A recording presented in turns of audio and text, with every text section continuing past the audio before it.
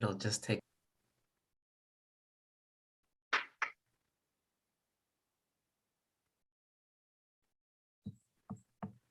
All right, and we are live. Okay, let me come back here. And I am going to make you a co-host, Maria, if I can.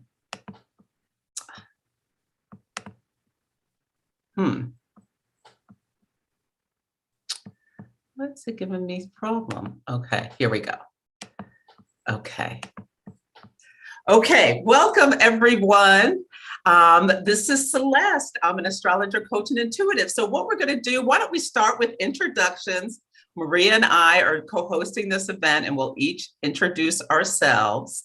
And then we will get into the astrology of what we're really interested in or the things that excite us that we want to highlight in 2022. And then this is just a fun, casual event. We're going to just do hot takes on people's charts, pull cards, do whatever comes to us. We'll do as many people as we can. There are a lot of people here, so we won't get to everyone, but you may get a Claydon where you feel like we're talking to you, even if we're not doing your chart. So stay open for those messages as well. Okay.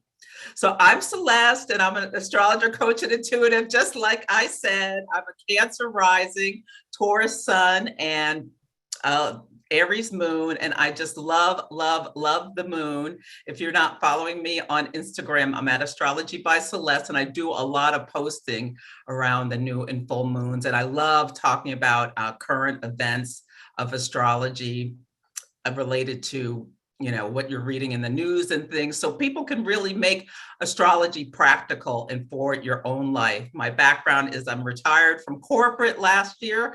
I was part of the Great Resignation with the Saturn-Uranus square, and now I'm a full-time astrologer. I do readings for people, events, and I teach classes. My Moon Mastery is coming back in February. Maria, would you like to introduce yourself? Sure. Hi, everybody. If you don't know me, I'm Maria. I run under the name Maria SOFIA Astrology. You can find me on Instagram. That's mostly where I'm the most active. I'm an astrologer and tarot reader. My specialty in terms of astrology is horary astrology. We've had some events where we've discussed horary with Celeste. That is sort of like this hybrid between what I think of as astrology and tarot. I also really love mundane astrology. I love natal astrology. And like Celeste said, this event is just for us to talk about 2022, to really get us feeling a little bit more hopeful about what's to come. There's some really nice transits happening, and also just to say thanks to everybody. So hopefully, like Celeste was saying, I don't know that we're going to get to everyone, but hopefully you can get something from out of this, either between the upfront of the 2022 astrology and how it's going to affect all of us collectively, as well as if you have a similar placement to somebody else whose chart is, being shared, hopefully you can gather something from that too. Great. Oh, and I'm a Leo sun, Cancer moon, and Virgo rising. Mm-hmm. Very Virgo rising. Yeah. My South Node is right on Maria's rising. So we knew each other. As soon as we met, it was like we'd known each other forever. So that was so fun to have a South Node connection. And yeah, write in the chat where you're from. If you want to sprinkle anything about your astrology, if you want to ask any questions, if we don't get to them now, we'll get to them later. And yeah, I love to read the chat at the end. Okay. Yeah, so why don't we kick off talking about the astrology of 2022. I loved how you framed it, because this year has been so rocky and rolly, and this last Saturn-Uranus square has thrown us all into some form of disarray, either people with travel or with this stupid Omicron variant. But some really nice things are coming up. So the first thing I want to touch on is that the new moon. So there are 3 new moons that I'm really excited about in 2022. The first is the first one on January 2nd. I like it because the moon is trining, the new moon is trining. So the sun and the moon are in a trine to Uranus. So I feel like there's this like zip out of the gate to have this enthusiasm about starting to do Capricornian things, like plan how we want to grow in the material world and with our objectives in 2022. Any thoughts on it, Maria? I have thoughts just in general in terms of like January and February, but I don't want to add any more to this new moon. Do you want me to just say Yeah, what I think now? yeah, Okay, go go ahead. for it. It's not specific to the new moon, but I think also just in terms of that energy that you were talking about of feeling like hopeful and stuff too. So like when I look at like January and February, we're going to have just a lot of Saturn, like, and I think in contrast to the last 2 years where we had a lot of Saturn, like I think last year in 2021, well, it's not even last year, it's just a couple months ago, but it was just like that huge like Aquarius stellium. And it's like every planet was answering to Saturn. And we know that Saturn can feel a little bit like restrictive and there's a lot of rules and like isolated. But I think what's really nice is that this year, what breaks that up is Jupiter, because in like less than 5 hours, he's going to move into Pisces. So it'll just be nice to just, I'm not saying like COVID is disappearing or the restrictions are going away right away, but it's just nice to have such a strong planet like Jupiter, a hopeful planet, an optimistic planet, just breaking up some of that Saturnian stuff that we're going to be dealing with in February, up until February. But then also, sorry, and I don't know if this is like kind of going off into like the next thing, but I do think February is like, I just think there's going to be a huge emphasis between February and March, and everybody's like Capricorn house and Aquarius house, because we've got that Venus, Mars, which maybe I'm getting ahead of myself, but it's like, there's just gonna be a lot of new starts in those houses.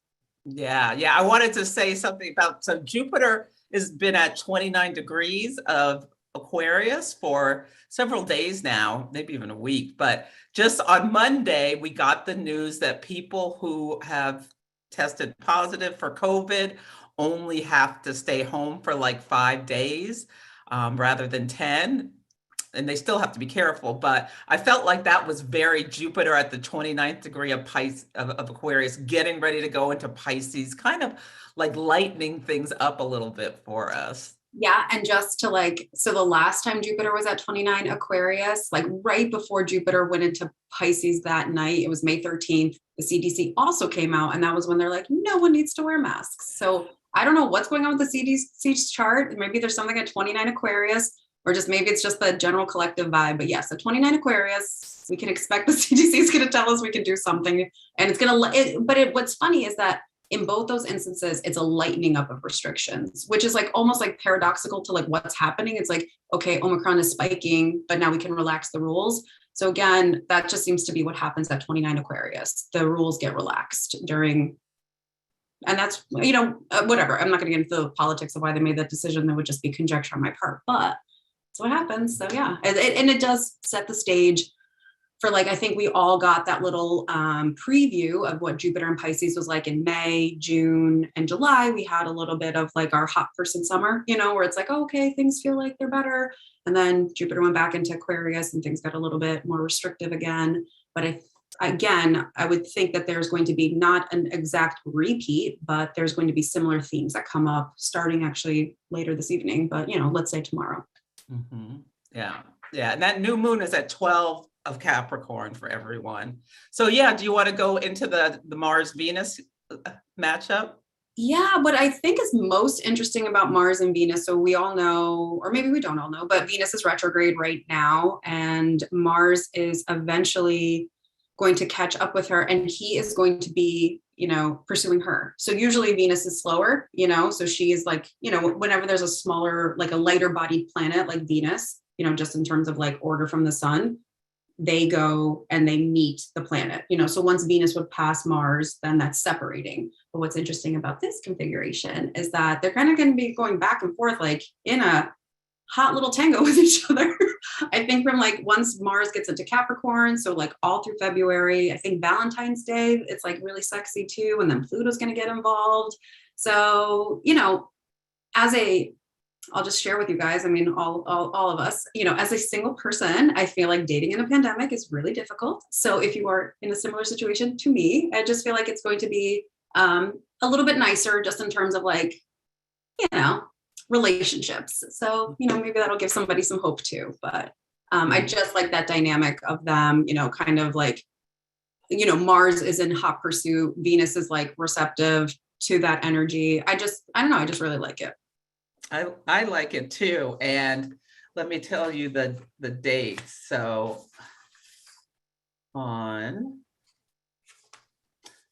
they meet up twice. So Mars meets Venus on February 16th at 16 Capricorn.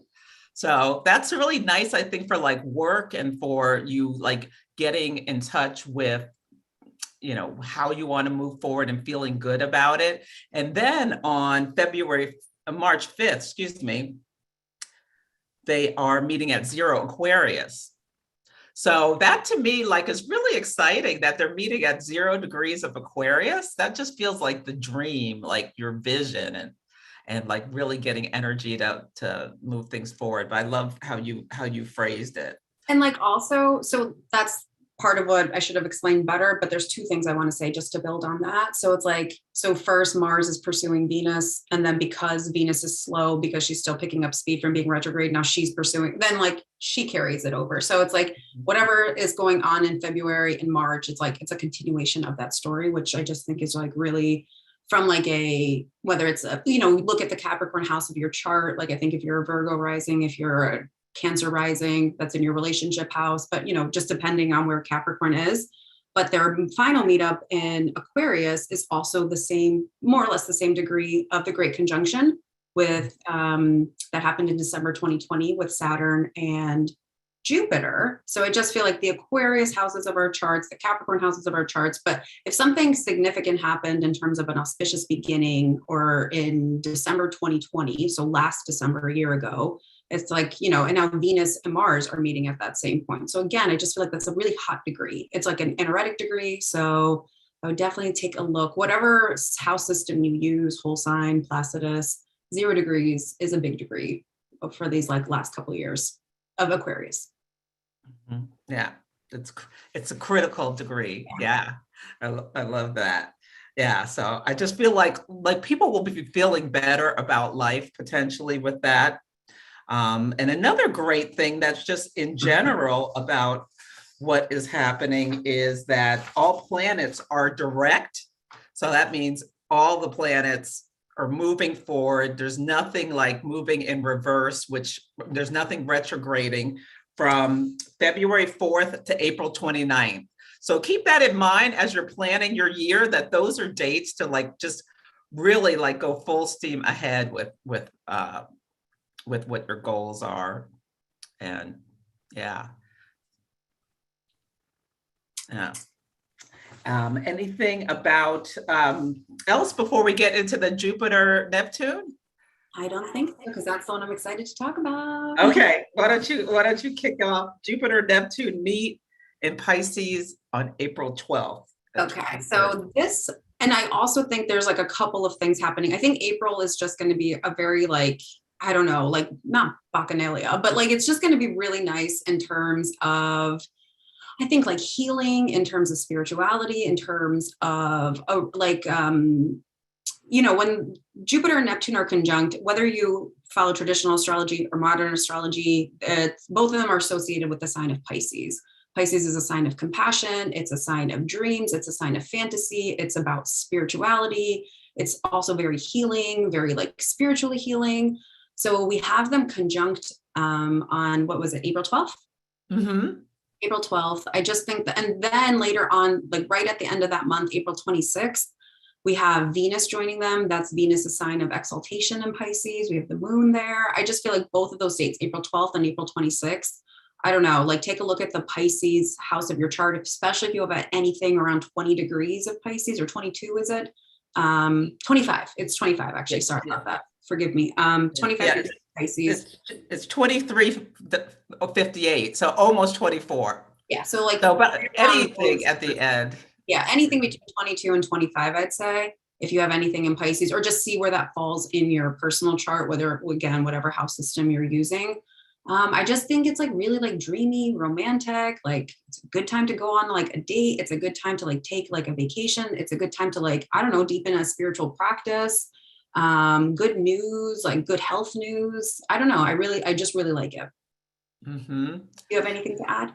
Yeah, no, I just feel like it's like follow your dreams. It's like dreaming big. I'm really excited to see what happens in terms of like movies or art.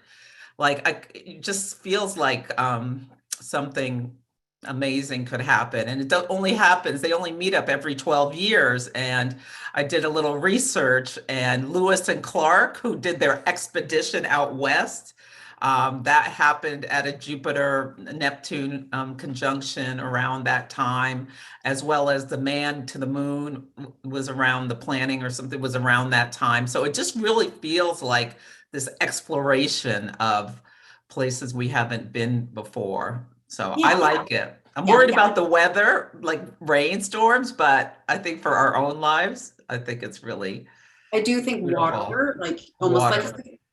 like the astrology tends to be kind of literal. So yeah, like I do think that that water is going to feature pretty heavily. But yeah, to your point, I do think it's like about like some kind of dream coming true, fantasy coming to life. Also, and keep me honest on this, but like the Neptune and Jupiter conjunction won't ever happen again in Pisces in our lifetime, because by then, the next 12 years. So this is kind of like a pretty big deal. Like big Yeah. deal in terms of like we have two planets, whether you follow modern rulership or not, they're never meeting again in the sign of each one of their rulerships again, as long as we're alive. So that's pretty cool too. Yeah, it's been 165 years or something since they met in Pisces. So yeah, but I think something to be concerned about is like drugs. So we'll see. Maybe there'll be some like new revelation or new scientific discovery about drugs or drug abuse. That would be amazing. But hopefully, people aren't just going to be wanting to escape because of, they're out and they're going crazy. How, once the mask comes off. Yeah. So that's that. And Saturn squares the nodes on April 11th. You want to say something about that? I just think in general, I don't know if I have anything too specific on like Saturn square the nodes necessarily, but just if you have in general fixed sign placements next year, like last year, they definitely experienced it, especially if you had early fixed sign placements with like the T square with like Saturn and Uranus. I think right now, Saturn is going to be moving a little bit further ahead. So if you have placements in Aquarius, Taurus, Leo, or Scorpio around like 15-ish degree, 14-ish degrees to about, I think it's 22 or 23, that's like going to be the shadow period. So you're going to get like a square, you're going to get an opposition, or you're going to get a conjunction if you have planets in Aquarius. But from Saturn, I would just caution, like this is less of a collective, this is a little bit more of a collective personal reading, if you will, if you have planets at those placements. I think Saturn is gonna, because then again, the nodes are there too. It feels like fated time. It feels like karmic time, but it could feel a little bit like maybe a setback or something where it's like you're being forced to work a little bit harder at something. Something's not coming as easily to you. I think with Saturn, it's always like buckle down, like do what he's asking, like do the hard thing, and you'll get rewarded for it later. But yeah, I do think fixed sign placements, yes, there's going to be some relief from that Saturn-Uranus square, which is mostly separating, but 2022 still has its, I think like the main characters of 2022 are the fixed signs and any placements there in the fixed signs. Yeah. Yeah. The square moves apart, but then starts to come back together in August when Saturn goes retrograde. So yeah, we're not done with all of that yet, but I think we're getting some relief from it. Yeah. And let's see what next. Oh, I think I missed the Pisces new moon. I think the Pisces new moon is one of the nicest ones of the year. And that is on March 2nd.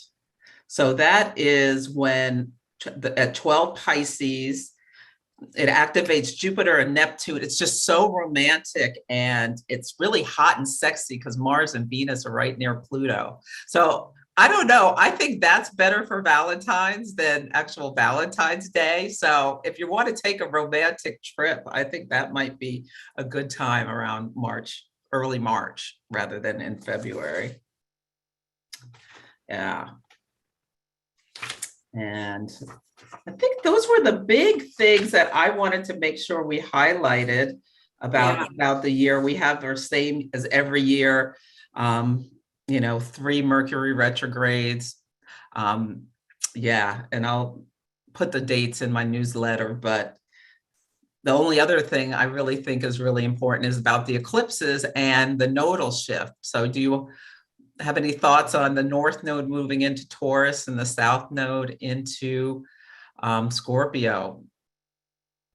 So the only, I guess when we look at it, so it's like we're just leaving from like the whole idea of Gemini and Sagittarius. So like kind of our collective lesson with Gemini and Sagittarius was like, with Gemini, the North Node goal is to always remain curious, to remain open to facts, to remain open to like a different point of view. That's the whole idea of Gemini. It's like, yes, kind of like the stereotype sun sign meme is like, they go back and forth, or they like, are two-faced, but it's not about two-faced. It's about the fact that Gemini can hold two competing thoughts and still synthesize them. And like two things can be true at the same time.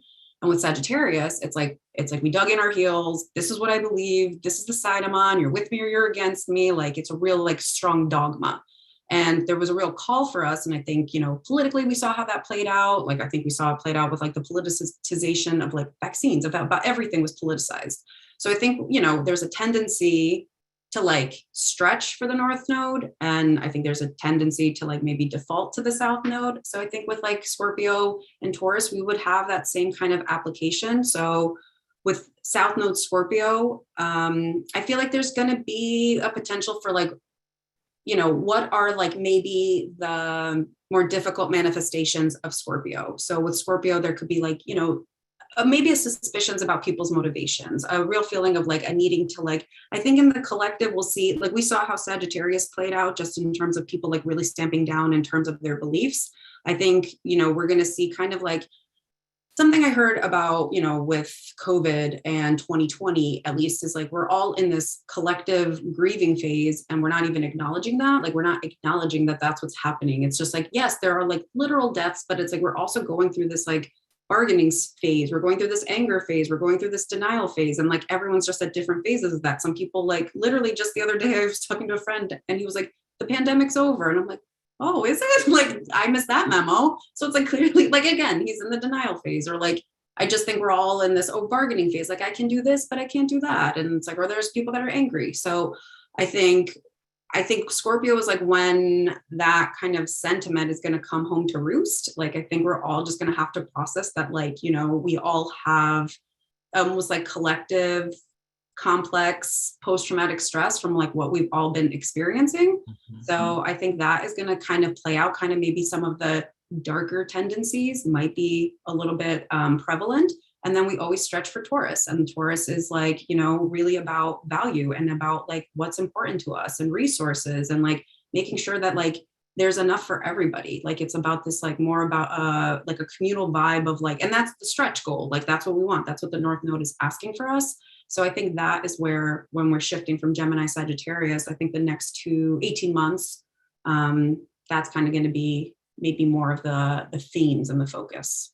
I would love to hear you add to that, Celeste, too. Yeah, and Cornelius asked a question about what does it mean if my personal, the nodes were in Taurus and Scorpio when I was born. Yeah, so I like to think of the North Node as a point of gain. And so with Taurus, how do we gain with that? We gain by keeping things simple. We gain by like trying to get embodied. There's been just so much information causing anxiety and things. I think we'll see a lot of people going on retreats where they're trying to get back to nature and things like that. So if your North Node is there, I kind of like am answering two things at the same time. But if your North Node is there, you're having a nodal return. So you may be really seeing things. Hi, Cornelius. Really like seeing things around gain in the area of your chart that is Taurus rules as it goes through, and if it touches any planets. And a nodal return is just really comfortable. It like really helps you stretch for it. So if your North Node is there, and the South Node is like where things are starting to like leave your life because you're outgrown them or because you're for whatever reason, it's time to release things in that area of your chart. So you look at that axis and it's really more, oh, go ahead. Oh, sorry, Celeste. Just to Go add ahead. to one point, like I've heard it described as when you're having your nodal return, it's like the collective is finally caught up with how you process things. So it actually is a period of like ease for you. But Bethany, I'm not sure if you're saying that yours are flipped. Like, so you're having a nodal opposition, mine are North Node and Scorpio. Yeah, so you're having a nodal opposition.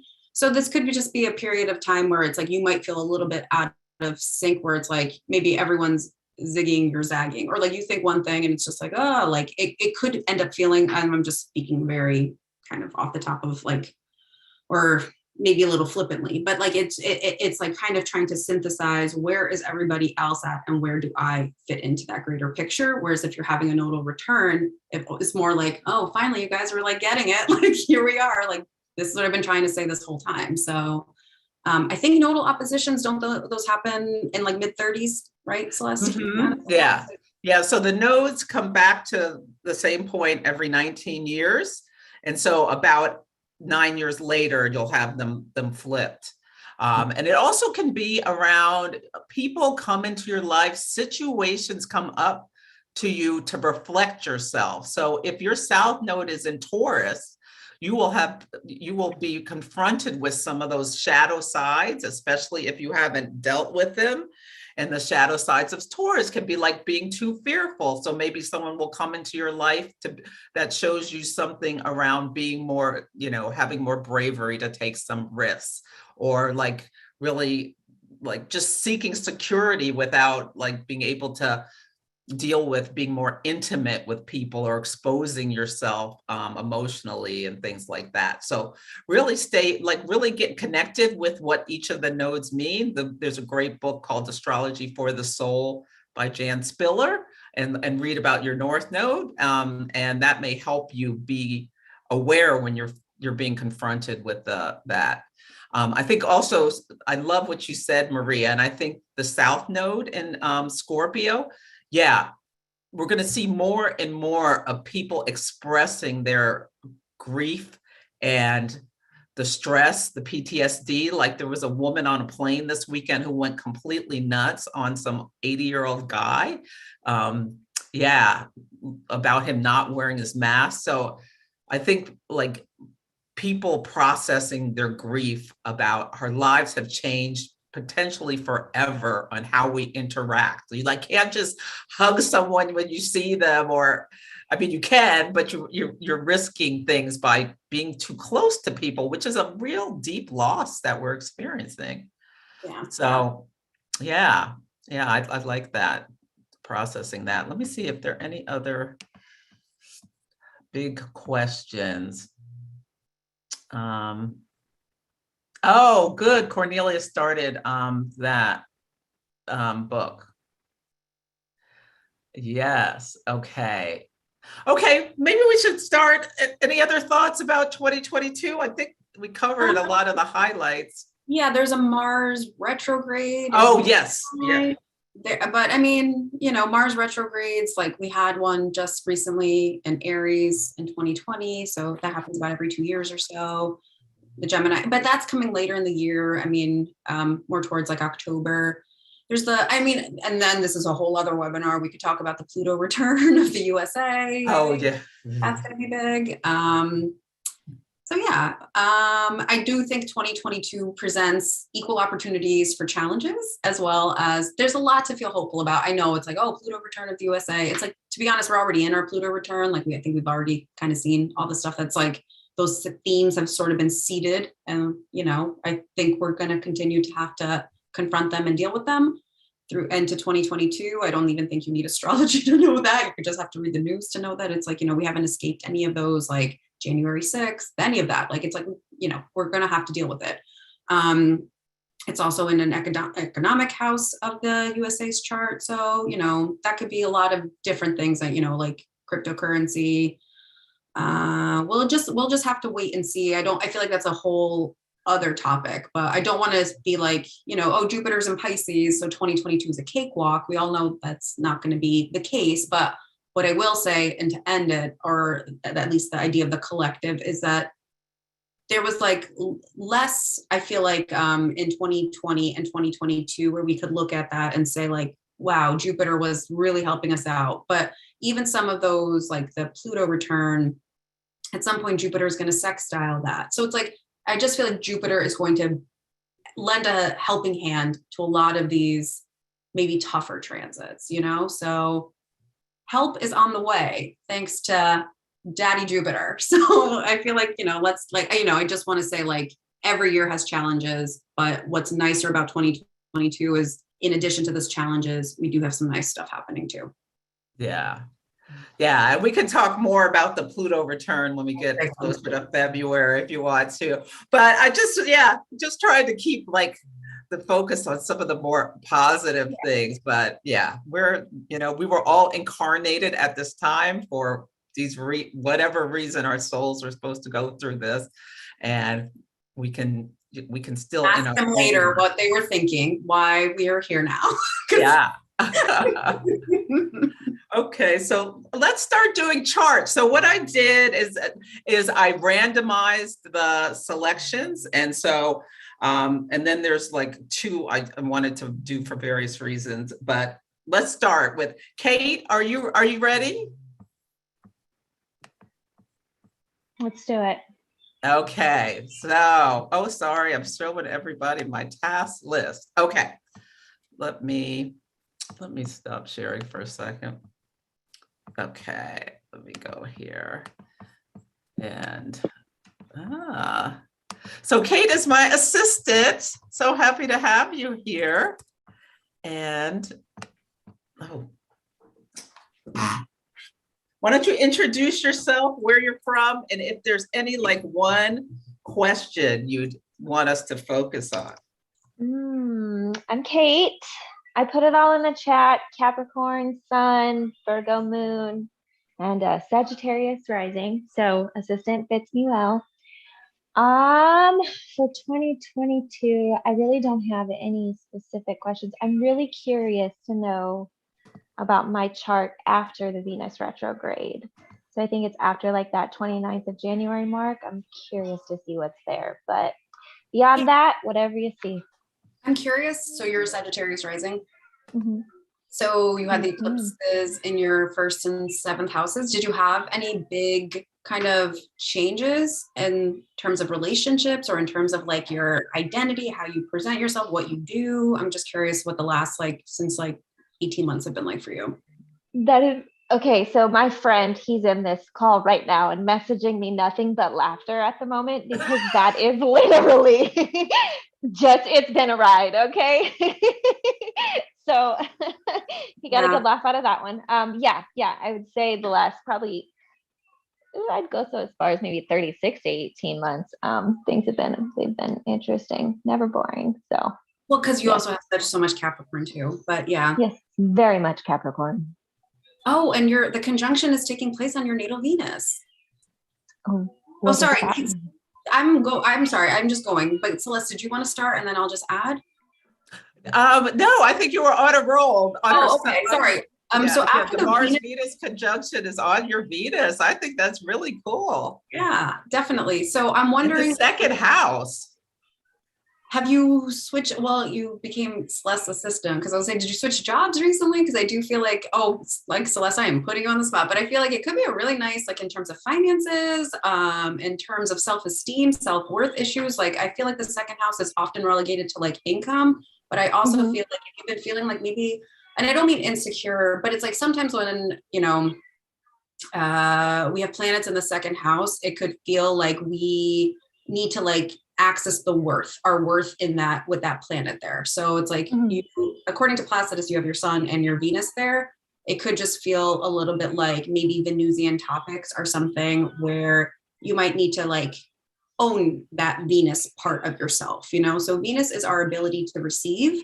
So in the second house, I'm wondering if it's about receiving more esteem, or receiving more and that esteem can come in terms of self-esteem or positive affirmations from other people, compliments, gifts, but it could also be about money, income, resources. It's about anything that you need to feel secure. And because it's Venus and it's the more receptive side of us, I feel like, and like you're going to have that big conjunction happening there. I would just say like watch for some kind of like nice gift. And I don't know what that gift necessarily is going to be, but it's almost just like a little bit of a blessing on that point of your chart. It could be related to second house topics, but sometimes the planet and the archetype of the planet just takes over absent of the house. So it could be second house related, or it could just be Venus in terms of like love, friendship, relationships. It could also be related to that. Venus is also money too, though. So I do feel like there's like a financial tinge to this transit for you. I would definitely claim that. Yeah, and that conjunction's in March. So yeah, I think that looks really good for you. Also, just the Pluto being on your sun, and it's been there for a long time. It's like, it'll move off now, but it's like a lot of unearthing of things for you around like values, self-esteem, and yeah, you've been really going through it. And what one of my teachers said is after you've been through a Pluto transit, you get a gift. So I think you will like, even like 2023, looking at that, like, I think the sky's the limit for you. And a lot around, yeah, I think your income has the potential to grow and things. And the eclipses are taking place in your 5th and 11th houses. So you're having the North Node is moving through your 6th and into your 5th. So really getting routines and rituals to support yourself.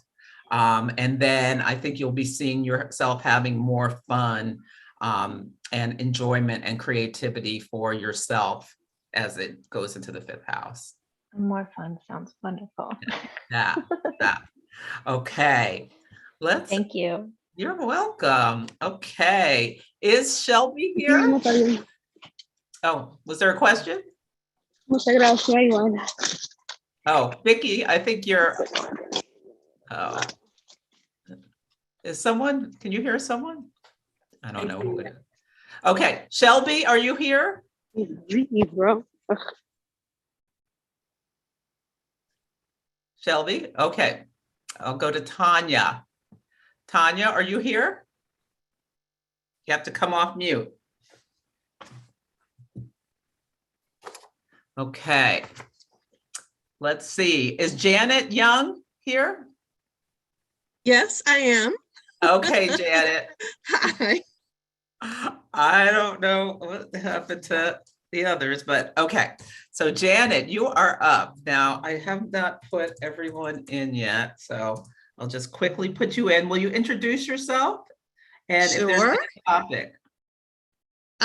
Well, I am in the midst of a lot of change. I'm an acupuncturist. And so I've always been very interested in, health and, my community. And you had done a quick read on me before, and I thought, oh my gosh, a couple days later, I thought, oh yeah, I'm so into my community and really taking care of the people in my community. So I guess, being single in a pandemic and, I'm now not just only doing acupuncture, but I'm teaching it as well. So I'm just kind of want a flavor of the new year. I'm looking forward to it. I have so many planets affected by Venus. I'm just kind of sitting back and going, okay, all right, we're in the retrograde, yeah, and it's okay. Yeah. So how have you been feeling with the Venus retrograde for? Actually pretty calm, maybe a little bit of anxiety, but then I just rest and I'm okay. Okay. Are you doing a lot of internal work around relationships and what you value? And because what's happening is Venus is retrograding in her fifth house of Capricorn topics, and then it's going to go into her fourth of home, family, and foundations, and it's squaring her Mercury, Sun, Neptune, and Moon. So that's a lot of. I would recommend writing, doing journaling. So that sounds good. Yeah, so that you can stay in touch with this. When the eclipses were in Gemini and Sagittarius, did you change jobs or anything? Or I had some changes on my job. I think I had mentioned before, I had lost some work, and then I just sat with it for a few days, and then that work changed. So I didn't get everything back, but I got something better. Yeah, I got something better. And so that's what this new year is for me. It's like getting rid of the things that I don't need, and and just kind of being open. I'm going to be traveling in March, so March sounds exciting to me. And I think writing will be great, just to put it all down, because it really has been in my head. Okay, good. Because you're Maria? having the nodes, right? The nodes are going to be in 3 and 9. So that's like perfect for like 1 for travel, but also third house activity in terms of like writing. So I was going to actually mention that was like, is there some kind of story you need to tell? It's a good time to like get it out. So it's like the South Node is about like this like purge, if you will. So it's like whatever's inside of you, it's like needs to come out. So that's how I would look at that. Also, you're getting a square from, I know you mentioned single in a pandemic, also single in a pandemic. But you have Pluto squaring your moon, and he'll, and in the next couple of years also square your natal Venus. I think anytime there's a Pluto, Venus, even Pluto moon contact, just in terms of like when I think about it in terms of synastry, but also just in terms of like a transit, because like basically the transit becomes the partner, or is like one way of looking at how to read a transit or how to read synastry. There could be like some kind of sexy stranger that comes in. Okay. So I would be open to that. Like I'm wondering if you've dealt with, and if you don't feel like answering this because it's a kind of a personal question and there's all these people in this room, but I am wondering if there have been like a clearing out of like maybe toxic people or patterns in relationships, and like maybe there's been a fine point put on that over the last couple of years because of that Pluto square. Yeah, I think more than just a couple of years. It's been, I would say almost 10 years for me. When I look back, I go, where did the 10 years go? But yes, absolutely. Patterns and types of things that I was attracted to and relationships that I was in. So yeah, big clearing on that. Yeah. So it's been some deep work. Yeah. And I think with Pluto transits, like Celeste was saying, you're going to get that gift after. And if that's like a sexy stranger, then I'm for it for you. I'm for that too. I love it. I love it. And there are these astrologers called the Magi astrologers, and they feel like Chiron has to do with marriage, as well as your career. So it'd be really interesting to see if that Mars Venus activation on your Chiron brings that sexy stranger into your life when you're traveling in March or whatever. But because it's like it'll be a grand air trine too, right? Yeah. So cool. So yeah, maybe something happens on vacation. I like it. Okay. Thank you, Janet. Thank you. You're welcome. Okay, Kristen Magirian, are you here? Come off mute if you are. I'll just call a couple names. Joanna Sparkles, Callie Ritcards. Joanna Klein is here. Okay. Joanna who? Klein? Hi, I'm Joanna Klein. Oh, okay. Oh, Sparkles. Okay, great. I'm not Sparkles though, but sure. Are you May 25th? No, I'm March 9th. Oh, I think you're a different Joanna. Yes. Well, you know what? We're just gonna do you because you're on. Wonderful. Lucky you. Yeah, a lot of times people think they can come and then they don't come, and oh well. Joanna, okay, March, what? March 9, 1976. Okay, and what time? 3:07 a.m.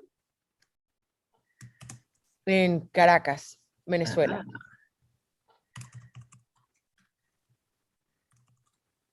I'm excited. Oh. Okay, Caracas. Mhm. Okay, you want to start, Maria? Well, Joanna, do you want to tell us what? if Oh, you have I'm a sorry. Yeah, you tell us about yourself. Sorry. I lost my job in the pandemic last year Mhm. and then got an even better job, thank God. So I'm very happy on the job front, but I would like to meet a boyfriend. I'm 45, so I'm patiently waiting with my Saturn in 7th. And now that the nodes are going to be inverted, who knows what will happen? And I meet people, but it's been a tad difficult since transiting Neptune is squaring my natal moon in Gemini. So let's just say not the best of gentlemen. So here we are. So I see like there's two things I guess we can talk about when it comes. So Saturn is going to be conjunct your Venus. So that can feel, there's two ways that can manifest. So I have, so you have a 22-degree Venus. So I believe around like, it'll get there sooner, but definitely in August too, it'll retrograde. When Saturn is on our Venus, anytime we're experiencing something like that, it can feel like a little bit like Saturn is like isolation. It's like the furthest planet out, of the traditional planets that we can see with our eyes. And when it's coming down on our Venus, it can make us feel like, isolated from love or isolated from like relationships, or maybe feeling like insecure when it comes to that topic. And then the reason, and this is what I truly believe, the reason we study astrology is so it's like, we don't get whammied with that. So we don't like have to look back at that and be like, oh, well, that's why I was feeling like this. So it's like, how can we take that energy and instead say like, well, again, I'm going to bring some like synastry principles into this, but it's like when I'm looking at, two people in a relationship together and this idea of like, will there be a commitment? Will they come together? You want to see Saturn there. So you want to see Saturn connecting to Venus. So I do think that there is an opportunity here for, instead of looking at it like an isolating aspect in terms of, you can look at it more in terms of like, how can I commit to somebody that I want to do the work with, somebody that's like worth it, and somebody that's like in it for the long haul. And then when I'm looking at your Gemini house, it's like, not only is in your 5th, but that's where Mars is going to retrograde. So again, Mars is about like, sex, passion, love, romance. So I would say like there October. What's that? So October to January of 2023. Yeah, I know. Cause like, trust me, I'm single too. So it's like, oh my gosh, I'm like saying like, it sounds so far away, but I would just say that there's like an opportunity to maybe like, I'm not going to say sexy stranger again, cause it's not a sexy stranger, but there. I like that term. But I'm not going to say that, but there's the possibility of like maybe a blast from the past actually, or rekindling with somebody or whatever maybe kind of starts earlier in the year, getting re-explored once that Mars goes retrograde. That's what I would say. Especially because it's going to be kind of concentrated in your 5th house, which is all about like love and romance. But in terms of like feeling, I know like it's like you're a Capricorn rising, you've had a lot of activity in terms of your 1st house. And now it's like, it's like, trust me, I get it. And like, we're all, trying to make it in a pandemic. It's difficult. But I would say like, let's get ahead of that Venus Saturn conjunction and like look at it as an opportunity to explore your worth and value and like what you actually want to work on in a relationship versus like having it manifest in a different way. And my my sun is opposite your Venus. So it's like, trust me, I'm going to experience it just in a different way. So I'm trying to tell myself the exact same thing. So versus feeling like whammied by that, like, let's get ahead of that and like look at it more. When is Saturn touching 22? So Celeste is better at the dates, but hang on, I have it in full screen mode. Let me just get my software out and I can figure it out. I can look do at it it. from Maris, but I didn't know that Saturn is already in the 20 degrees. It'll It's get there. It'll get there this year. Oh, these are. Oh, okay. Yeah, because I have a 22-degree sun. So yeah, trust me, I'm watching. Oh, I'm watching it. Actually, Saturn picks up speed. everyone's watching it. Look at this, April 22nd. I mean, Yeah. sorry, Oh, April this 6th. is around the corner. Yeah, so it's quicker than it sounds because it's like, oh, he's at 14 now, I think, right? Or 12 now. So it's like 6 far away. It'll be here soon, I think. Oh. Yeah. So Mars is on your, like Mars comes in and connects with your Venus. Hey, And then Saturn Same day. does. Yeah, so this could be, and you're having a lunar return here. This could be really interesting. One thing I think that's interesting about your chart is that the last eclipse on December 4th was a direct hit almost to your Neptune because it was at 12 Sagittarius. And that activates that opposition to your moon, and the solar eclipse last June was on your moon. So it's like, I think I know there's all this nebulousness and confusion maybe with Neptune squaring your sun, but how can you use this to get clear in some way is what's coming through to me, and like really connect with what are your values around relationships, who maybe what you need to do stuff a little differently with the Saturn Uranus square, or consider people you wouldn't have considered in the past. well, now I consider much older. Saturn, I used to Venus. consider younger, and now it's like, oh, 9 years older, that's okay. Whereas I want to say 6, 7 years ago, I'm like, oh, that's terrible. And now I'm like, of course, absolutely, as it should be. I don't know. Saturn on your Venus, like Saturn could be an older Let's see. person. What's the card? Flexible. So I was asking, what does Joanna need to know about finding the one or finding someone? Yeah.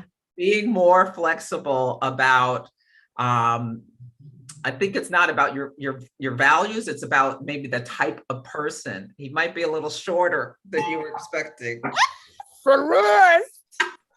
Okay, I'm here for guidance, so I thank all the guidance. Okay. I'm a Pisces, a flexible. Come on. Yeah, but you got that T square, so yeah. Yes, I know. I've been studying this. I've been studying this since I'm 12. Yeah, well, wishing you the best to find someone. I think next year could be your year. Thank you. Thank you, ladies. You're welcome. Okay, do we have Callie Richards or Alexandra Cheney or Ashley Cooper? Come off mute if you're here. Samantha Perez, Yu Yang, or okay. Hi, Samantha.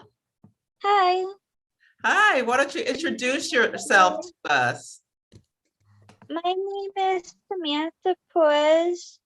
I'm a Sagittarius, and I was born in 1989.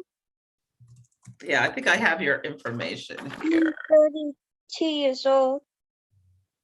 Okay. I live in California. Okay, so here sorry, my keyboard is not working. So it looks like December 1989. And do you know the time, Samantha? I don't think you put it here. I'm not sure what time I was born. Okay, and what's the name of the place? I think it was, the hospital was called like Oxnard Hospital or Ventura, Okay. because I was born in Southern California. Okay. That's close enough. Okay.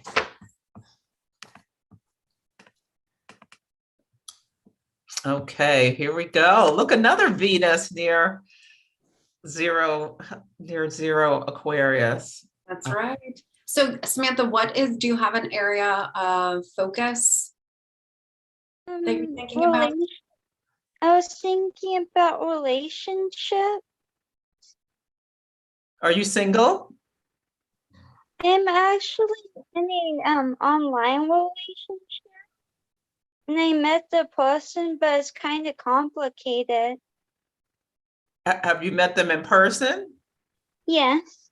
Okay. I think it's kind of wild how many people have a placement at 0 degrees-ish of Aquarius today. So clearly there's like something that brought you all here, like just communally. So I honestly, it's not that much different than what I would say to Kate. I would say that there's going to be, and granted, I don't know your houses, so it's a little bit harder to like, I don't know that it's happening in your 11th house because you don't know your birth time. So we just have to look at the planets. But, Venus is Venus, whatever house she's in. So like I said earlier, yes, it can be about, in Kate's example, it was in her second house. But, at the same time, Venus is going to do Venus things and Venus and embody Venus archetypes, no matter the house. So I'm not also like, when I hear that, like you met somebody online, like I do feel like that's a very Aquarian kind of thing. So I think that's like, and granted, it's not the 11th house, so I'm not going to spend too much time talking about that. But to have a Mars-Venus conjunction, and by all accounts, Pluto's there too, because he's pretty late degrees Capricorn, but it's like to have that conjunction, it's an auspicious new beginning for you specifically on Venusian topics and Venus-related matters. So Venus is, again, about how we get along with people, how we receive energy. So it's like, I think a lot of when we think about love, it's like, giving and like giving presents and like giving attention, but it's also about Venus. That's like a very Mars thing that we do. Like that's the Mars pursuit of like how we go about trying to attract people. But with Venus, it's about how are we able to receive? And like sometimes if we're having any kind of disconnect with our Venus, it's because we maybe like need to be more open to receiving things from people. So instead of like always doing and trying and going after somebody, I would say it's about being very receptive. So it's like making sure that like Venus is about like discernment, like I want this and like, and what can I do to make sure that I'm attracting it to me? And I would say like, that would be that's just like maybe I'm getting even like an intuitive hit. I don't know, but it's like with Venus, I just want to say like, be open to receiving and making sure that like, it's a reciprocal kind of relationship that you're experiencing. I feel the same thing. You had a eclipse to your Mars on December 19th. So the sun was at 27 Scorpio and your Mars is right there at 26. And then the moon was at 27 Taurus. So I just want to caution you about, you said it's complicated, about maybe there's a lot of passion there, but an intuitive hit, don't give this man your money, is just an intuitive hit for me. So just keep that in mind, really vet this person, make sure that they're, you feel comfortable with their intentions for yourself. Because you've got a really like nurturing, and I know it's maybe not quite at 7 degrees of Cancer, but like no matter what, your moon is going to be in Cancer, because I think even if at midnight, it wouldn't have traveled that far back. So you have a Cancer moon, and you've got and like look at your Jupiter, it's like exalted. It's like these are really nice placements. It can make you a very generous person, and and as a fellow Cancer moon, like I'm also maybe speaking on this too. It's like just making sure that it's like anything is reciprocated. Like there's a very nurturing vibe, a motherly vibe, from an archetypal perspective, and then. But I would just caution to make sure that it's like reciprocated. That's just a feeling. Yeah, and I pulled the regeneration card for you. So this is about, second chances and new beginnings. And I just want you to know that if this is not the right person, that there'll be others, I just really feel like it's important for you to know your worth and in your relationship. So I hope that helps.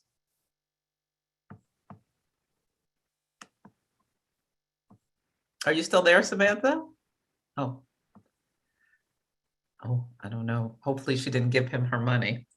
Okay. I didn't. Oh, I did that? thank you. Oh, you're welcome, Samantha. I couldn't see you. Okay, let's go on to, okay, Yu Yang, Amanda Kendall, Jing Cao. Amanda here. Yay. Okay, Amanda, how are you? Doing well. Thank you so much. You're welcome. Why don't you introduce yourself? I'm living in Bar Harbor, Maine. I over the past year was quarantined with a client and a group of my staff. I'm a private chef, but I put together a team, and it was just devastating and heartbreaking. I lost like 3 friends out of it. I no longer want to work for the employer. I'm 51 and I'm ready and open for what is next and new. I'm single. I kind of feel like I'm going to be a hermit in the woods for the rest of my life. But you tell me, what do you think? And did you lose friends through COVID or just like living together in this? Yeah, we all lived together in a house. And I was in a feeling of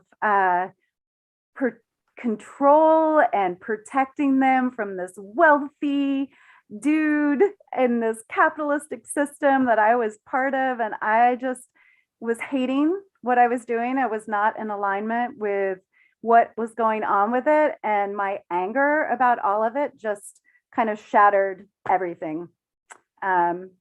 Yeah, it was really sad. What I wanted from it was joyful collaboration and just creativity. But what I was able to give is just fierce like anger and coming from a place of feeling like I wasn't enough or wasn't giving enough. And I just really scared a lot of people away. The thing that jumps out at me first is that your angles are all at 0 degrees of cardinal signs. So, but you're flipped. Rather than being an Aries rising, you're a Libra rising. And there's like this need for balance, but you've got Pluto on your ascendant. So you're like a fierce warrior for other people. Really jumps out. And that Mars Uranus, is everybody scared of you? Yes, I walk into a room and everyone's attracted to me, but scared shitless of me. Yeah. The Scorpio sun. Yeah. Well, this is going to be a really pivotal, I think, next year and a half when the nodes move into Taurus and a Scorpio, because it's going to really give you an opportunity to, I think, like release some things or purge some things around yourself and who you are, and like the second house topic of, I don't know, I just feel like you're going to free yourself from something. I don't know if you're going to change jobs or that's definitely happening. I mean, that is everything that I've been looking at and hearing about what's coming up for me. I've already been in process of, but it's not, I usually reenact my job with this client at the end of February, beginning of March every year, and I won't renew it with them this year, but I haven't told them that. I'm kind of waiting to see whether they're going to ask me, so I get to say no. But I already know that I want to say no, and so I don't have other prospects lined up in terms of jobs, but I'm just living in this openness of like, that has to be done. Yeah, I had several people of my employees that had signed contracts with me of a non-compete, and both of them are now working for this client. So they broke contracts, and there was just a lot of negativity and a lot of feelings of betrayal and mistrust, but I'm really just trying to drop the stories around that and move into what's next. So it'll be a huge change. I've worked for this client for 15 years. Well, that's the Saturn's in Aquarius in your 5th house, squaring your natal Saturn in your 8th house. That's going to happen around end of February, March-ish timeframe. It'll be exact, I think. And yeah, that's you separating from that source of income, probably from that person, I think. Yeah. I also anything think curious? Jupiter going into your sixth. So sixth is like the house of like if we are managers, it's the people like we employ, like our employees. So I do think that there's going to be a blessing in that. So I think some of that tension will be relieved. And also this isn't a prediction necessarily, but when you were talking about like, I already know, but I'm just waiting for them to say, because I already know they're going to say no. I was like, I have never seen someone be more Scorpio in my life. Like you are just I was like, yeah, well, there it is. Like she's just like talking her chart. But so yeah, like I would agree with Celeste. When I look at this chart, it seems like it's a big shift in terms of resources, like how you get your money, where you get your money from. And I would just look at like, I mean, Jupiter is like really right there, like right on your sixth house cusp. So I would say very auspicious just in terms of having a little bit of like relief, luck, blessings in terms of like the kinds of people you're like working with and managing. And then also, I'm just curious, like if you'd like to talk about it, the South Node currently right now is like so closely conjunct your Neptune and your Mercury. Just wondering if you're like you're experiencing that. Like, are you having it's like, again, South Node is about shedding. So Neptune, it could be like, maybe you're feeling a little bit like a lack of clarity on like the next step. Mercury, I'm wondering, like, is there something you've either like communication might be a factor somehow, like right now, where it's like, you might need to get something off of your chest. And I'm just wondering if that's manifesting as you not doing that, but like really maybe needing to. Yeah, it's very in kind of this group of friends and employees. I have been doing a processing of trying to let go, but also kind of reaching out, apologizing. And I haven't finished with all of them.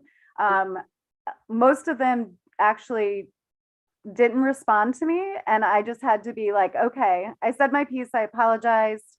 I've got a lot of letting go, and some that have received, but I have one person that I still have to write to, and they're super duper Aries and very eloquent, and they scare me. Like as a Scorpio, this person kicks my ass. And so I am having the hardest time being able to find my words. It's never good enough, and it won't ever be good enough for them. Actually, they've already told me that our friendship in this lifetime is non-negotiable, but they're willing to hear from me. And so I want to like come up with those words. And every single day, it's been 2 years that I've been trying to construct how it is that I complete this.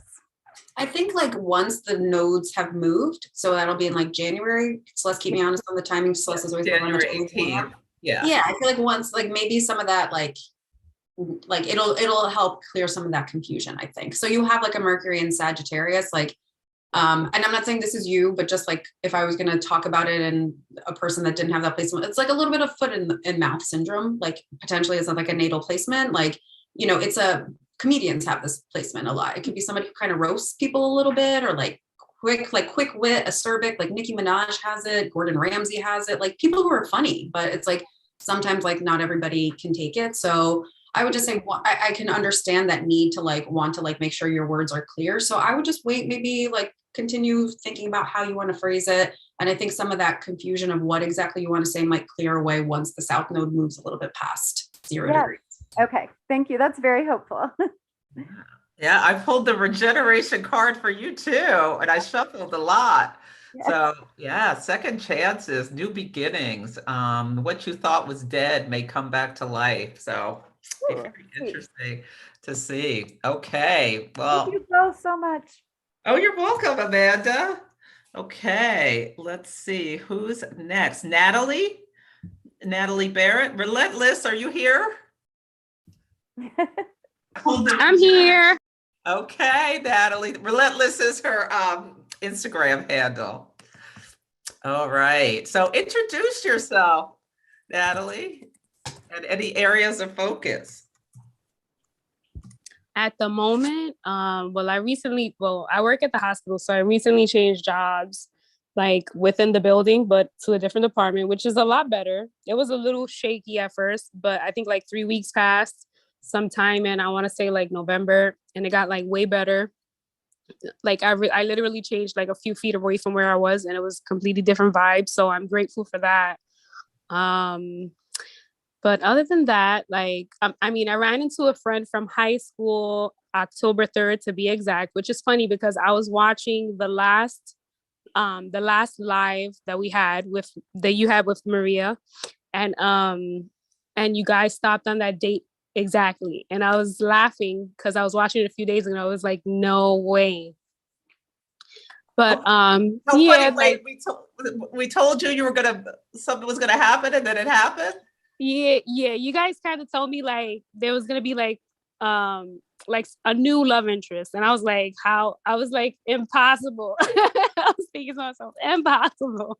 But yeah, they came like right in on that date, and then like it's been like very, very slow. Like it's like no, nothing's officiated, but it's just like very slow.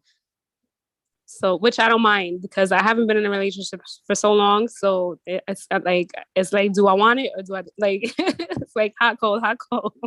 I think that's okay. Yeah, we can't see you if you want to turn on your camera.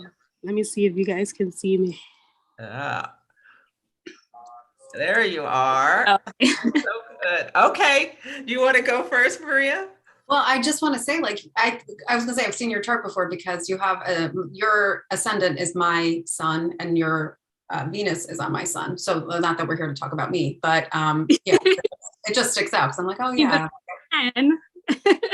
So, relationship wise, I'm curious right now how you're experiencing this Venus retrograde because it is happening in your 5th house. Have you had like, you know, what we kind of all talk about when we're like posting about this online and stuff, but just that like ex coming back, blast from the past, like hearing from a lot of people, or has it been more of an internal shift of like really like understanding like what it is that you value?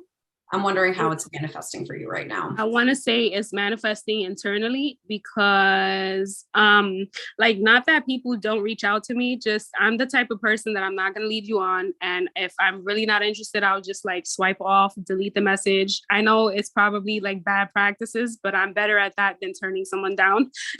So no, it's not. I honestly don't. I mean, I'm not judging you. I mean, we all have, as long as I don't think that, because I think what you're saying is actually very Venus and Capricorn right now, like kind of touching those planets, just because Venus is about like, you know, I know what I want and I know what I don't want. So I don't think it's about like wasting your time necessarily. So I think the other thing, so it's like relationship wise, you know, you've got Saturn who's going to be on your descendant pretty soon. That's often a signal of like a commitment. I know we talk about like, again, there's always like any kind of like, I don't even really like talking like this, but like high vibe, low vibe, but it's like, there's like, you know, easy, hard, challenging, you know, not so challenging aspects, but often when we see Saturn coming to our descendant, there could be, and especially if you're single. So if you were in a relationship, I would say like, oh, it could be a marriage indicator, or it could be some signal that maybe something is going to enter that's going to be a little bit more difficult that you guys need to work through. But because you are single, I would say that like, I don't know, it's like those same dates we were talking about, I believe, when we were talking to Joanna about that 22-degree hotspot. Venus, because mine is 23, right?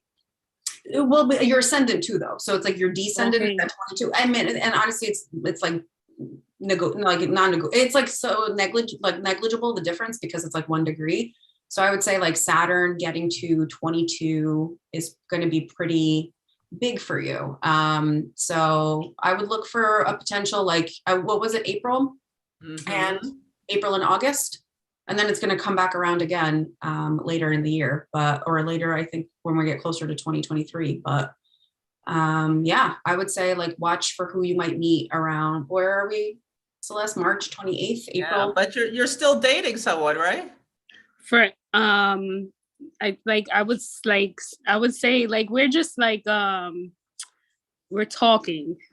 Like I would say like there's nothing official, but I'm just like talking to someone. If you like him, I would say be like open to him. You know what I mean? Because that Saturn on your descendant can scream commitment to me. Spot on. Okay.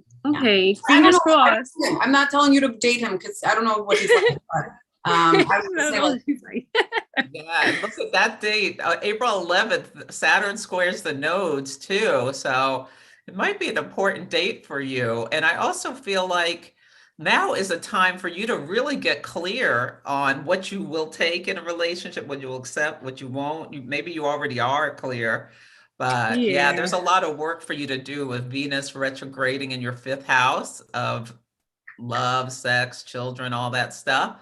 And think about what was going on 8 years ago, end of 2013, 2014. That was the last time Venus retrograded in Capricorn.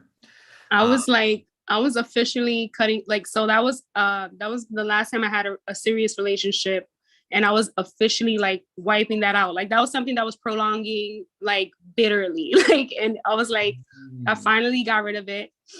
I want to say like 2014 February, I got my driver's license. Like, I started taking like church seriously. Like I had a lot of different things going on at that time.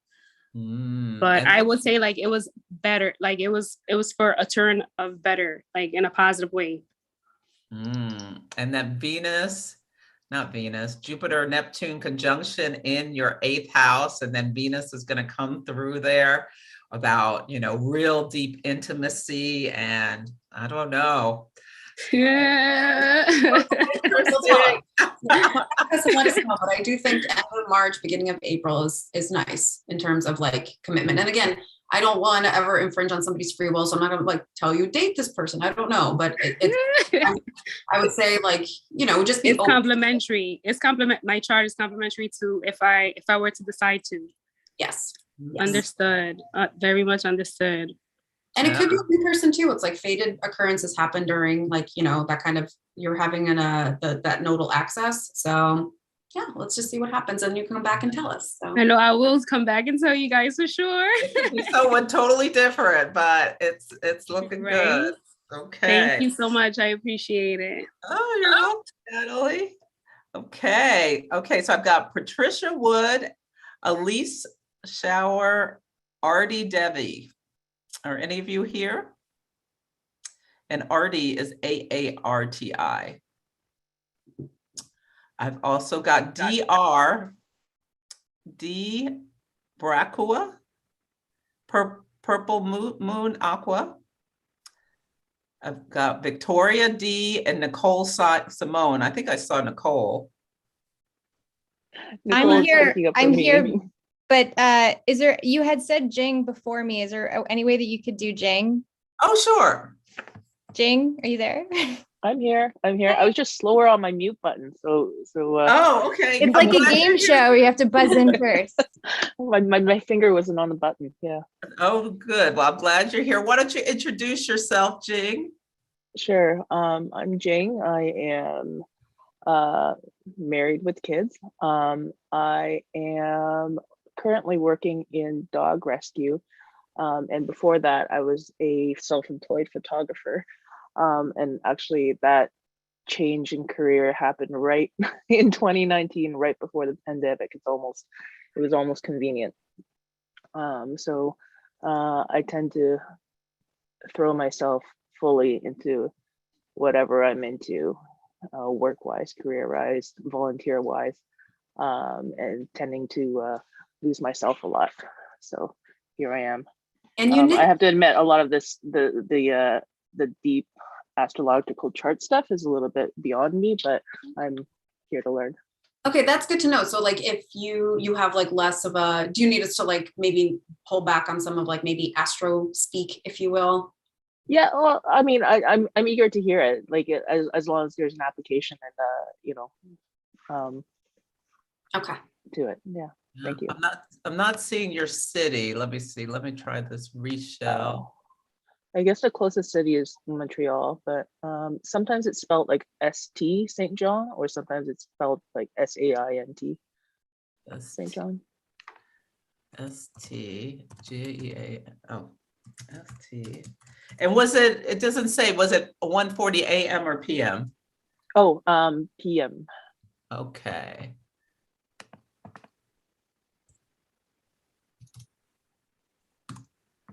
Okay.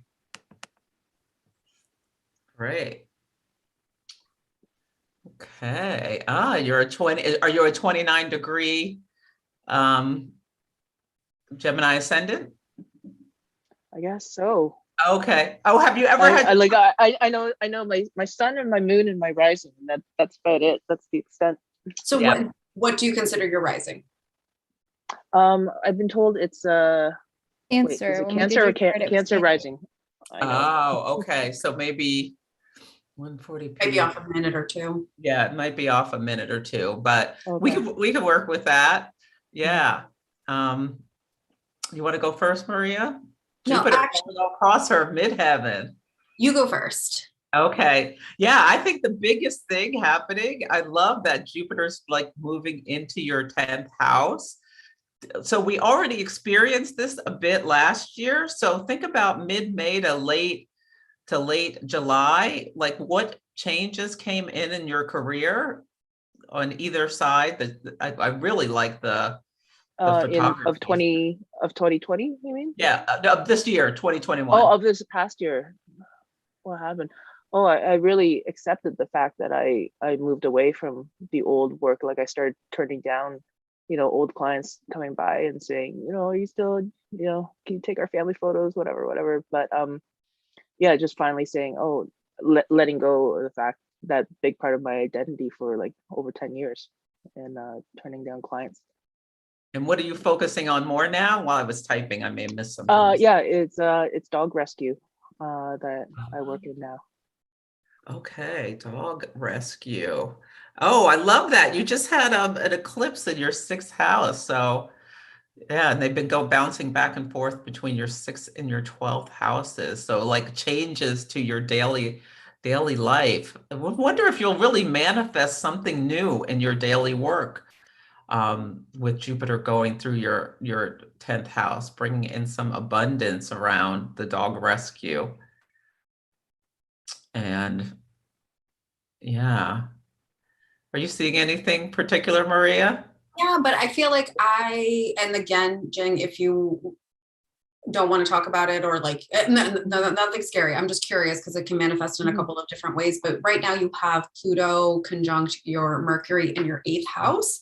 So I'm just wondering if like, like with Pluto, it's usually like, and this is where, because it's like when we talk about Pluto, we talk about kind of like potentially heavier topics or like deep, like ingrained, could be like childhood issues or when I say issues, I don't necessarily even mean issues, but it's just like maybe like some like, I'm wondering if there's been some kind of like unearthing of either like something from the past, a need to communicate that, like some kind of like healing is available to you too, because any kind of 8th house topic is about, there's this need for like emotional vulnerability, emotional honesty and authenticity. So it's like with Pluto on your Mercury, I'm just wondering if you've been felt called, to be more like maybe like vocal and expressive and or anything like that. And if I'm off base, you can tell me I'm off base because I'm always willing to hear that. But something about that Pluto and the fact that Venus stationed there, just wondering if like 8th house is anything to do with like inheritances, like debt, taxes, karmic relationships. So I'm just wondering how that Mercury in your 8th house manifests. And I know like, I might be going a little bit into that astro speak that I just said I wasn't going to. That's okay. I'm just wondering if there's like maybe like going to therapy or, it's just anything to do with those topics. Cause I feel like that's where my eye went. Yeah, maybe therapy would be a good idea. I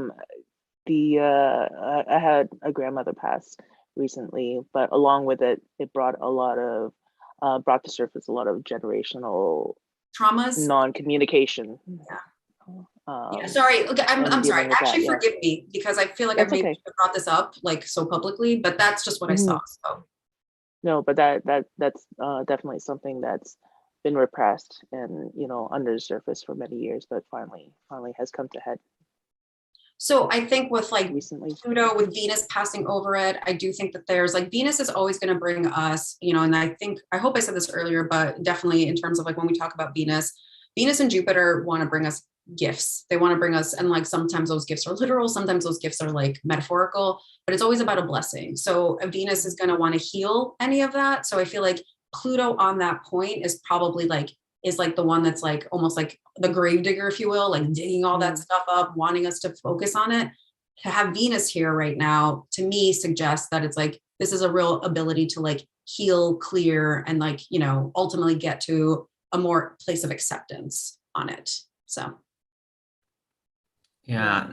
And I think that like the therapy you were saying, I think that's a wonderful idea because your Mercury is opposite Saturn in Cancer. So it really feels like you said, that generational stuff really needs to come up to be dealt with. And you have that Venusian support until the end of January for the review and into, I think, when does, it's March before Venus leaves Capricorn. So there's really a lot of support for you over the next couple of months to do some processing. Mm-hmm. Is there any other topic, Jen, that you wanted to like ask us about? Because I know, like, I'm sorry if like that got a little like maybe heavier. No, that's okay. That's part of it. No, I think just yeah, maybe just for myself, my own personal development. Like I feel like I'm very much, you know, the wife of someone, the mother of someone. You know, when's a good time to step into more of my own. You're having your nodal opposition. So the North Node is going into the sign of Taurus. And so the South Node is going into Scorpio. So I think this is a good next 18 months. It happens in mid-January, January 18th until the following year in, I think, June or July. Really think about like shedding some of that stuff about your life being about other people only, and thinking about like how you want to grow yourself. And people may come into your life. It could be a therapist or others, because it's like in your 12th house right now, or even through some new friends once it gets into your 11th house, like leading a path for you, showing you the way in some ways on like how to have value. Venus rules Taurus. Taurus is about valuing yourself, your worth, your talents. Yeah. And then just like one final point on that too. So it's, you know, your South Node, that's what that little upside down horseshoe. It's the one that's at 18 degrees. So when we look at a natal South Node, we want to like think about it in terms of like, if you are so inclined to believe this, I am, and I'm not putting this on anyone, because we could say a past life, we could say it's just kind of what we're used to in this life, or how we grew up, or the kinds of things. But you articulated that this in an 11th house South Node says to me that it's like, it's always about the other person. So it's about friends, it's about other people. It's like your life is like kind of designed to like make things easier for others. And we're trying to stretch to our North Node, and which is in the 5th house.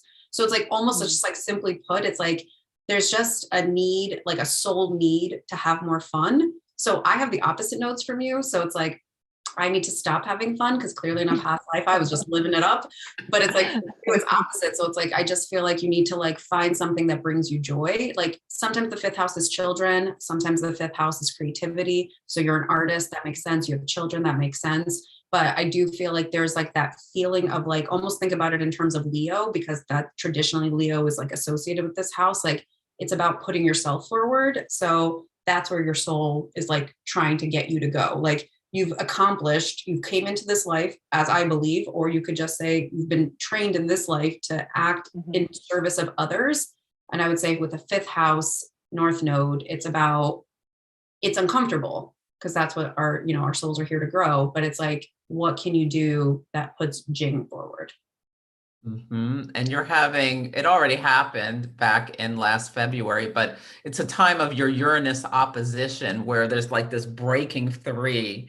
So there's a lot of things in your chart talking about you like breaking free from restrictions that are either self-imposed or imposed by others and family, and yeah, coming into your own. So hopefully that's helpful. Thank you. Yes, it is. You're welcome. Great. And then who was the next person? And then was it Amanda, or who was it? Nicole, no? Yeah, it was me. Oh, Nicole. Yes. Okay. Do I have your information in here, Nicole? I think so. I submitted it. Okay, yeah, I have it here, but you just look familiar, so. let me see. Probably. I don't have to type it in. Okay. And I just want to say thank you. You guys, this has been a really cool seminar. Oh, I'm You guys glad. have been a lot of people here. You guys are just great at explaining Oh. astrology, even for us astro newbies. Oh, great. I'm glad you're enjoying it. Okay, you're March 18th. Let's see, maybe I don't have you in here. Okay, I'll put you in. Okay. So introduce yourself, Nicole. My name is Nicole. I am a singer-songwriter, and I also run a dog charity. That's how I know Jing. And I got very into astrology during the well, just actually, I shouldn't say that. I got very into astrology in January of 2019 when I was getting out of a domestic violence situation, and I found it very helpful in kind of rediscovering myself. And yeah, so I divide my time between Toronto and Los Angeles, and film, music, and dogs. Oh, cool. Love a fellow dog lovers. Yes, we found Jing and I rescued 932 dogs this year. Oh my God, that is amazing. It's pretty cool, but I mean, I'm the Pisces, she's the Aquarius, so I'm all like, go feel everything. And she's like, let's think this through. Okay, I'll get it done. I love that. I think it says 8:30 p.m., right? Yeah, 8:30 p.m. in Toronto. Okay, and is that exact or it's an approximation? That's all my parents had. Okay, so I'll just keep that in It mind. is. Yeah. Celeste, I'm gonna have you go first. I just recently saw Nicole's chart, so I want you to go first and see what you Oh, okay. Great. Oh, how interesting. The first thing that jumps out at me is that your ascendant at 22.5 Libra is on a world point, and like you being well known for what you do while singing, Libra is singing. So that really jumps out at me. So yeah, but it also could be around, I see Libra as like fighting for the other, and being like like the dog rescue with Venus and Aries in your 6th house of small pets, as well as Mercury and Aries there. It feels like this is like a really important mission for you to be doing. And I love how Jupiter's going into your 5th house of creativity, and your sun and your moon are there. So it just feels like this could be a really good year for you creatively, following the dream. I don't know, romance, if you're, did you say anything? Are you single or? So I've been single for 3 years now. And I found that, so when Jupiter went into Pisces, so I didn't date at all during from 2020 at all. And then before that, I was recovering from divorce and all that stuff. So I started dating right when Jupiter went into Pisces, the end of May, middle of end of May. And I had a crazy experience. And then once things went into Aquarius, it went, and so, but I also, at that time, I got my film got signed, music was going, I connected with the good, there's literally every single creative and romantic aspect in my life was amazing from middle of May till July. And then, it didn't, it went. So I'm really super hyper curious as to what's going to happen. I mean, it was eclipse season then too. I had a pretty intense eclipse season in November, and June. So I don't know. I just like that you've got Jupiter on the tail end. He's going to be on the tail end. You've got the 1st degree, the 1st degree, the 28th degree, which is basically the tail ends of Pisces. So you're just going to have a lot of auspiciousness happening in that 5th house. So between creativity, with romance, I feel to have Jupiter conjunct your sun, and he will be conjunct your sun. It's actually right around that degree that we were talking about. So a little past April 26th, but still it's that big Jupiter, Neptune, Venus, the moon, on April 26th, they're all going to be within a degree or 2 of your sun. So that's just going to be you should jot that date down, because what date? Sorry, what date again? I'll get you to the exact date, but like right around April 26th. I want to get when Jupiter is actually at 28 degrees, but it's like, I think it's like right around there. I'll follow up with you after and tell you. Yeah. But I just see a lot of good stuff in terms of if you're looking for a relationship. So you've got Jupiter is also going to get into your 7th house. Right? No, we won't get there until 2023, but you do have the eclipses happening in houses 1 and 7. So when we look at a south node eclipse in the first house, and then we look at a north node eclipse, so the north node is about increase, the south node is about decrease. So it's like the south node means that there's something in the first house in terms of like an identity change. So it's like, what is like, I mean, honestly, like sometimes astrology is literal, like what is like the most basic thing? We go from being like a single person to a person in a relationship. We go from being single to married, single to fiance or whatever. I'm not saying fiance married, but I am saying when you're looked at as a single person, to have that being shed away, and then you have this increase happening in your 7th house, it means that something is going to like shift that identity. So in the next 2022, 2023, as long as like as with the nodes in these houses and you know your 1st and 7th, I'd say it's a big opportunity for finding love, romance. You've got Jupiter supporting you in the 5th in terms of creativity, romance, like flirtation, sex, all that like fun Jupiterian, I mean, all that fun 5th house stuff. So from my perspective, next 18 months are going to be a big shift in terms of your identity as a single person and kind of shedding that away in terms of becoming a non-single person. Is there anything that you see in terms of like moving locations? Moving location. So I would say like, so it depends on how you look. You can look at the 4th house or you can look at the 9th house, just in terms of like, so we got the Mars retrograde happening in your 9th house. So I could see that in terms of, how old are you? I'm 36. 36. So it's a 1st house year. Okay. Sorry, that's just like another technique. So yeah, I actually do think I'm still back on the relationship thing, probably a big relationship year for you. But in terms of like 9th house, I don't know. I could see, without revealing too much of what I know, but it's like, I could see some shifts happening. I don't know, like, it's like whenever Mars retrogrades, because that's what he's going to retrograde in your 9th house, there could be some travel back and forth. So I know that's maybe not exactly what you want to hear. Yeah, I mean, I feel like I'm a Pisces sun, Pisces moon, Libra rising. I feel like there's so much duality in my chart and my identity. Like I rescue dogs, but I'm also singer, songwriter, filmmaker. So I guess it makes sense. So I also look at Vesta for moving. So Vesta is an asteroid. It's of the hearth and the home, and you have yours at 4 Scorpio. And next November there's going to be an eclipse. I think it's at 2 Scorpio, so right near your Vesta. So things can rush in sooner than that, but it looks like there'll be a solar eclipse on your Vesta that can suggest a potential move. So yeah, I can see something like that coming in. Also, it's May 2nd and 3rd when Jupiter is like at 28. So you're going to have Jupiter on your sun and it trines your midheaven. So there could be some like really nice things coming in. It could be around dating or work or both. And Pluto's going to cross your IC. So that could also be about moving. That's earlier in the year, like really unearthing you and putting you somewhere else. Interesting. So yeah, I think an exciting year about shedding and new starts. Hopefully. I think I've earned it. I feel like I've earned it. But yeah, I mean, maybe a sexy stranger will come along. A sexy stranger is very possible. Yes. Like the theme of the day. Who knows? Well, it's wonderful. Thank you for that read.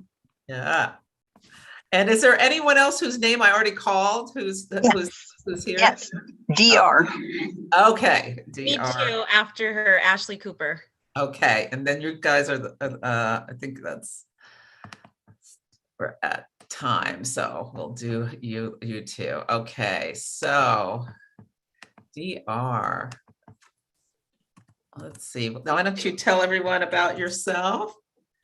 Hello, my name is Dee, and I am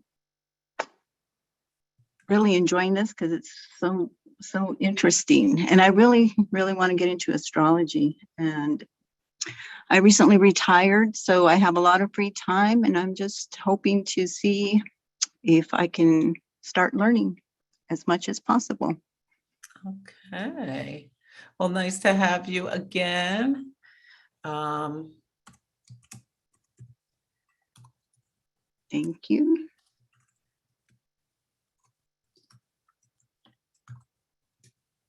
Oh, sorry. I think I can just do.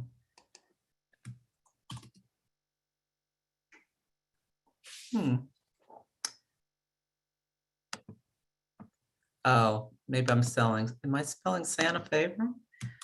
It's S-A-N-T-A. Saying, oh, yes, I am spelling it wrong. Okay.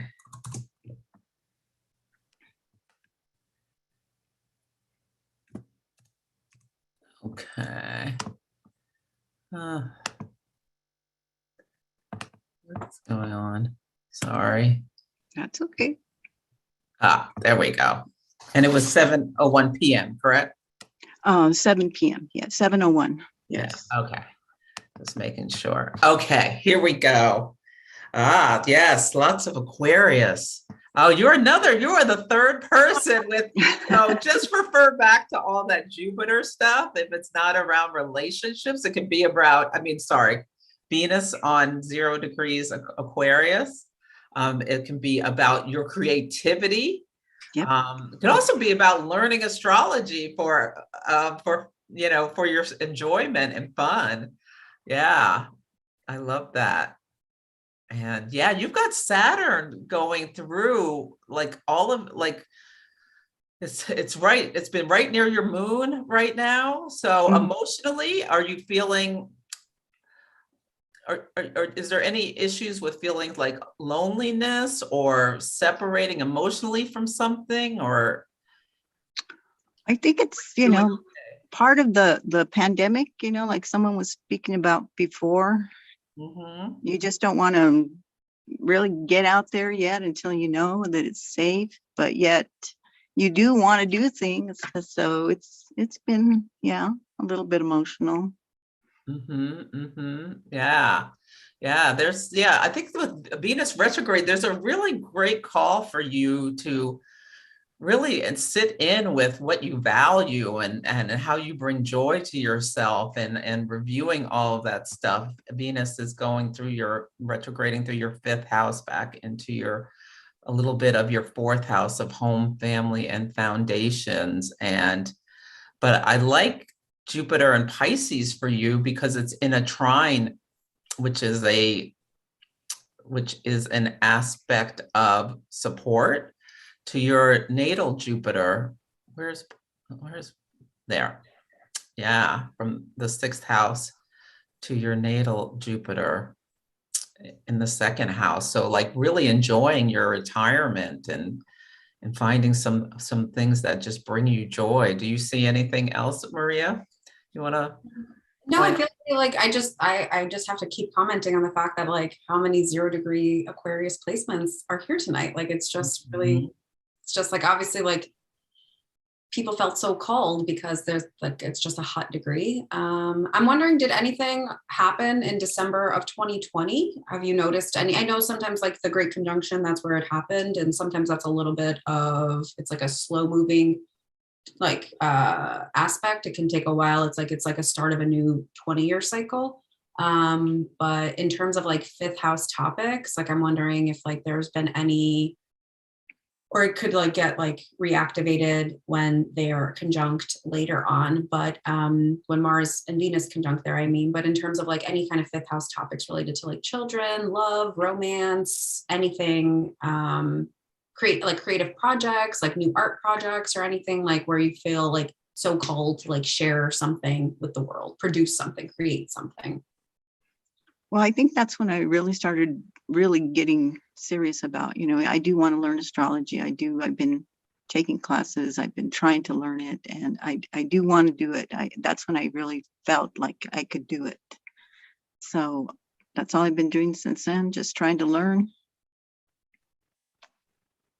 Love that. That's really, really cool. Yeah. Yeah. And Saturn going through those planets, learning astrology, and it's going to meet your Mercury in I think late January or February. So that's, And like the nodes will be in your ninth house, or they're there, you know, so that's like the ninth house is the house of astrology and like higher learning and study and spirituality. So I would say that there's going to be a big deepening of that over the next 18 months. So you're in the right place. yeah. Great. Well, thank you so much. Oh, you're welcome. Great. And then who was the other person? Ashley Cooper. Okay. Hi, Ashley. Oh, wait, Hi. do I?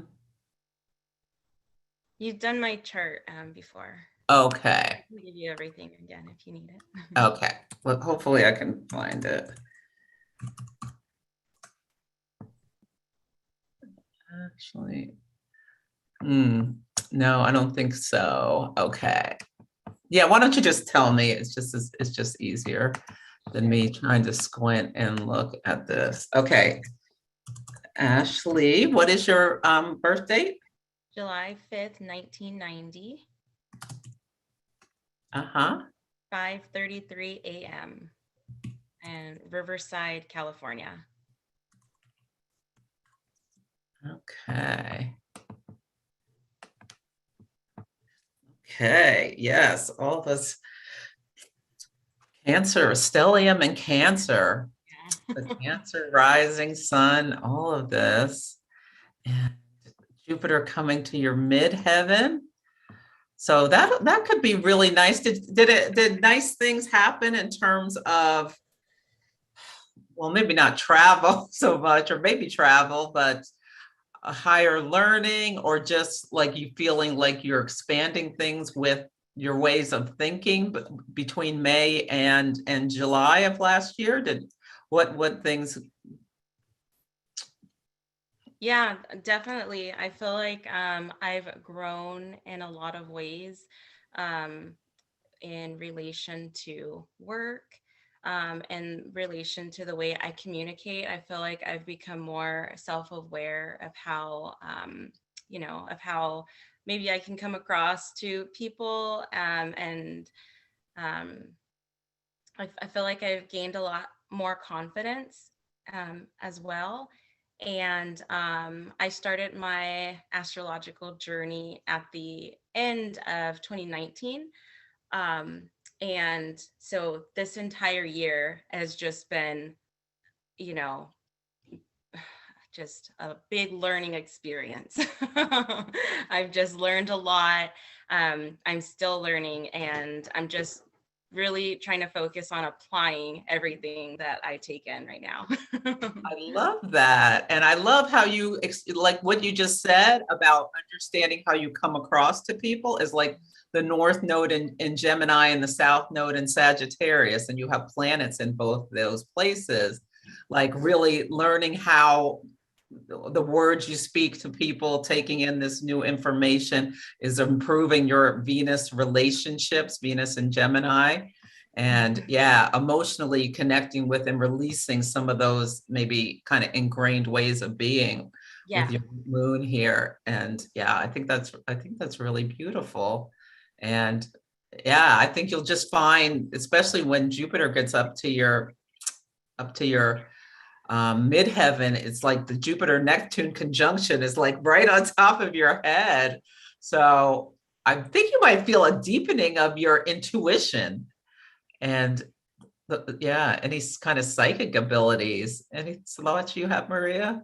Yeah, like I just see the grand water trine with like the first house, the fifth house, the ninth and 10th. So definitely in terms of like, I think the next year is going to be like, those are, it's like almost like Celeste has like kind of said it, but it's like, anything when I see water, like a water dominance, it's just like really tapping into your intuition, into any kind of like psychic abilities, and like with the ninth house, that's like the house, the proverbial house of the god. So it's like, that is like all about higher wisdom, like a higher consciousness, like tapping into that. I think astrology is a great way to access that. Fifth house, it's about having fun with it. It's about feeling creatively inspired from it. Like, I don't know, you might feel so called to like start your own astrology account or like Instagram page or like talk about it or post about it or whatever. So you just like kind of like wait and see. Like, I do think that there could be a real like identity shift where it's like, you know, you feel like maybe you're moving away from feeling like a student into like almost like a teacher, like almost of astrology, or like, you know, a professional, if you will. So yeah, I do think that this is like, any career is going to feel like anything, any big changes that are going to come are going to feel like more creatively, emotionally, and professionally fulfilling. Yeah, thank you. That's interesting that you said that, because my husband and I were talking just last night about our New Year's resolutions. And one of mine is that I'm going to astrology school.